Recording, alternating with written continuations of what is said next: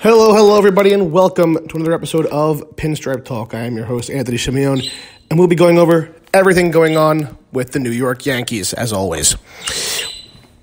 What a game. Instant classic. An instant classic yesterday against the Twins, and throughout all the superlatives, they all seem to apply. I can't, as a Yankee fan, describe the feeling when you see Hicks catch that ball. When you see Hicks hit that home run. When you see Didi at his home run or driving the runs. It's what good teams do. It's what championship teams do.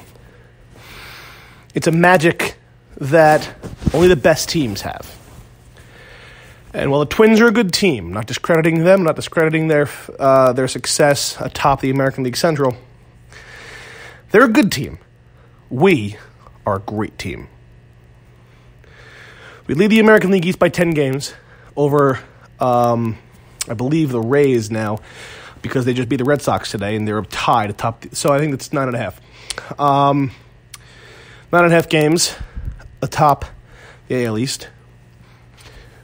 We have the second best record in baseball, only behind the Dodgers. We have currently, I believe, a 65-35 record, which we do. Second, like I said, second only to the Dodgers, who have 67-36 record. So we have the least amount of losses in baseball. They have played 3 more games than us. They played 3 more games than us. I mean, it's July 24th. We're sitting 10 games atop the American League East, roughly 10 games. If you win today, it's 10. If we win today, it's 10. If we lose, it's 9. And I can't remember a time. I mean, I'm only 22, so everyone who's older can sit back and say, I remember this, remember that. I know you do. I don't. I can't really remember a time when the Yankees were this dominant at this point in the season. So good.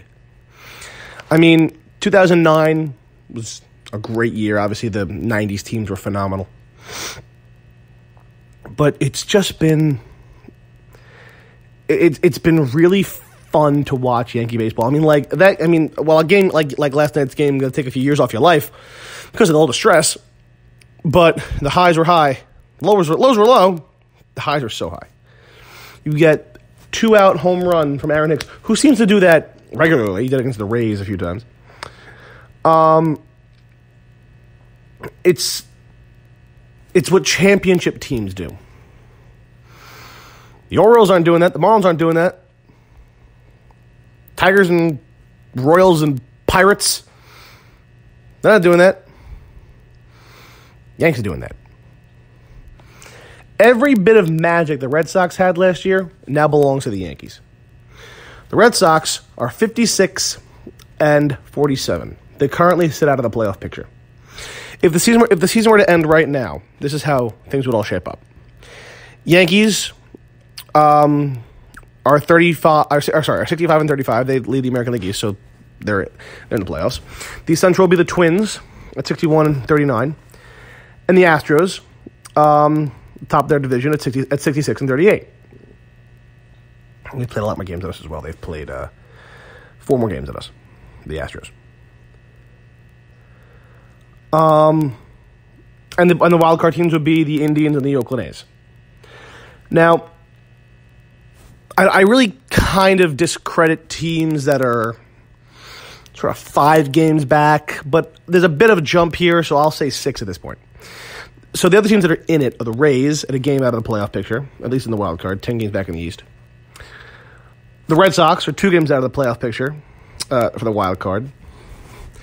The Angels, who are 12 games out of a division spot. The Angels aren't winning the division. The best shot they have is at a wild card. The Angels are 4.5 back of the wild card, and the Rangers are 6 games back. Now, I'm not sitting here saying that I think the Rangers and the Angels Both have shots at the playoffs, which I really don't think they do. They don't, in my opinion. I'm just going to go out and say they don't. They don't. Now, I think there are 7 good teams in the American League for 5 spots. Yankees, Twins, Astros, Indians, A's. And then the people only outside looking in, the Rays and the Red Sox.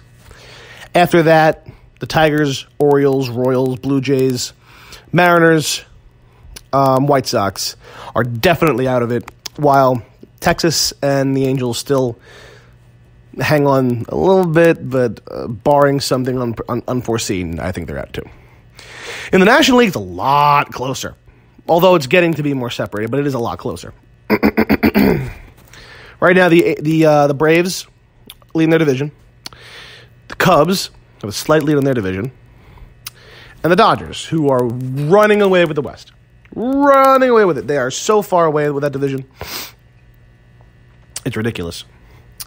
The wildcard teams right now, the National League, will be the Nationals, who are a game above the second place teams. Teams, I say, because the Cardinals and Phillies are both tied for the second wildcard spot. With the Brewers a game and a half back, the Giants 2 games back, and the Diamondbacks 3 games back. The Padres are 6, Rockies 6.5, Reds 6.5, Mets 7, Pirates 7, and the Marlins at an abysmal 15.5. So, looking at all this, and the reason I mention all this is because I'm going to talk about I'm going to talk about trades in a little bit. You got to look at these teams. The Brewers have probably a better shot to win their own division than they do for the wild card. You got to face every team in the National League for the wild card. You only got to face Cardinals and Cubs for the division lead. But it's going to be a dogfight. Everyone from the Brewers all the way to the Diamondbacks even think they could be in it. Now, between the Brewers and Diamondbacks are the Giants. And here's where we go into trade talk. I don't think Bumgarner is going to be moved. I don't think it's going to happen. Now, do I think they should trade him? Oh, 100%. They should trade him. It would be smart. They're not going anywhere. I mean, I think even a smart Giants fan will tell you it's going to be far too competitive to get to winning a wild card spot. I just don't think they're built for it. They don't have the farm system for it. They just don't have sustainability. So trade him, get something for him, and then be good in a few years. That's how you should do it. But they're not going to. It's a hard sell it's already a hard sell to trade your one, and especially a guy who's been there forever. So and they're playing so well. The Giants are playing incredible baseball right now, but that does not take away the fact that they are not going to the playoffs. That's not a secret. They're not going to the playoffs. I'll say it again for the people in the back. They're not going to the playoffs. So why even try? Now, the Nationals, Cardinals, Phillies, Brewers, they all got a shot. They all got a shot. I think the division leaders, aside from the Central, are pretty much locked. Braves, Dodgers, they're locks, I think. American League locked us too. But now let's talk about something that really has always bothered me. It's about unwritten rules. And the Yankees and the Mets and an unwritten rule. It's no secret I'm a Yankee fan. This is a Yankee show, so that's not a secret. And I think it might be a little coming from a place of frustration, but hopefully you all understand. A Yankees-Mets trade involving Noah Syndergaard makes too much sense. And the reason it won't happen is because the Yankees and Mets. Noah Syndergaard is a world of talent. He's shown it once in one season. He's been hurt every other year. He's had one dominant full season, and that was his rookie year or shortly thereafter. He is the kind of guy on a very bad team that should, on paper, be moved. Now I know Mets fans will say for hours, but he's Thor, but he's this and that. Hey, I love Thor, both the character in Marvel and the and the pitcher. But I love Thor. He's 27 or 26 years old, I think. He's 26. He'll be 27 in August. I think he's got a world of talent. But he's got a 4.5 ERA, and he's pitching on a team that's 7 games out of a playoff picture for the wild card. And for their division, they're 13 back. They're 46 and 54. They're terrible. What do the Yankees need? The Yankees need an arm, and a dominant one. Larry Rothschild's a good pitching coach. He could turn Syndergaard into Syndergaard that he should be. He can turn him into the God of Thunder, Thor. I think it could happen. Now, it might cost you Davey Garcia, which I don't think I would want to do. But if Syndergaard played for the Royals, I don't know, a team who's out of it, far and away out of it. If Syndergaard played for the Royals, he'd be the first guy the Yankees go after. The first guy. Because they know his talent, and they know they can, and they know they trade with him. They're the Royals. But it's the Mets.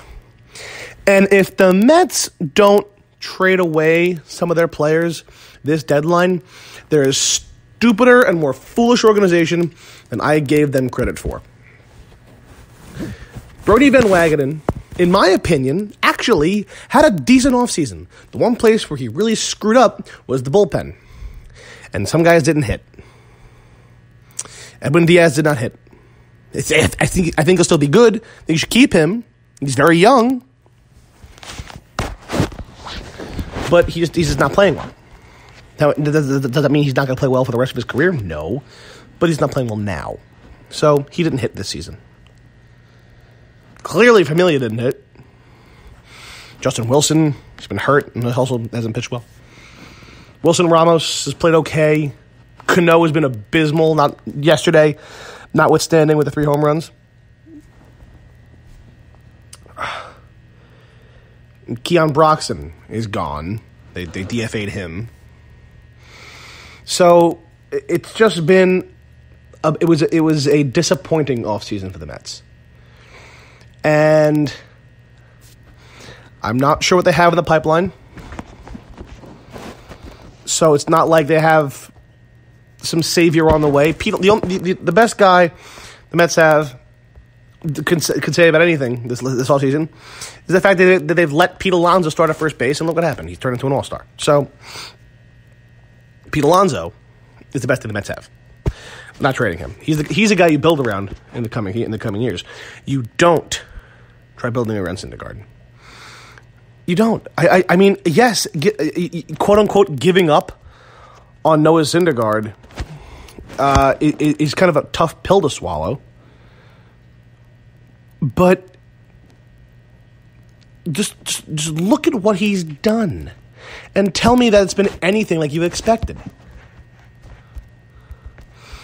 When Noah Syndergaard came up and came to the big leagues, everyone thought that Thor was going to be the ace of aces.